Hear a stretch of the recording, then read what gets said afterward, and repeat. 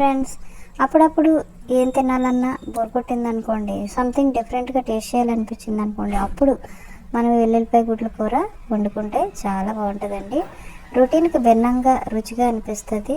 ఏదైనా సరే మీరు పచ్చిమిరపకాయ కర్రీ కూడా చేసుకోవచ్చు, చాలా రుచిగా ఉంటుంది. వెల్లుల్లిపాయ కర్రీ అయితే ఇంకా రుచిగా ఉంటుంది. ఒకసారి ట్రై చేయండి. మనం ఉల్లిపాయలు పచ్చిమిరపకాయలు కోసేసుకుని బాగా ఫ్రై చేసిన తర్వాత కొంచెం పసుపు కొంచెం ఉప్పు వేసి తర్వాత పెద్ద పెద్ద వెల్లుల్లి గుడ్లు సెలెక్ట్ చేసుకుని వాటిలో పొట్టు తీసుకుని ఆ వెల్లుల్లిపాయలు వేసి బాగా ఫ్రై చేసిన తర్వాత 2 స్పూన్ల కారం వేసుకోవాలి ఫ్రెండ్స్. ఆ తర్వాత ఈ కారం అది వేసుకున్న తర్వాత కొద్దిగా వాటర్ వేసుకోవాలి. మనం వాటర్ వేసుకుని అందు కూడా నేను చూసారా వేడి నీళ్ళు వేసాను, దానివల్ల గ్రేవీ బాగా వస్తుంది అన్నమాట. మూత పెట్టుకున్న తర్వాత చింతపండు పులుసు వేసేసి కొద్దిసేపు కనుక మనం మగ్గనిస్తే కొత్తిమీర కరివేపాకు వేసుకుని దించుకుని తింటే అదిరిపోతుంది ఫ్రెండ్స్. ట్రై చేయండి మీరు కూడా.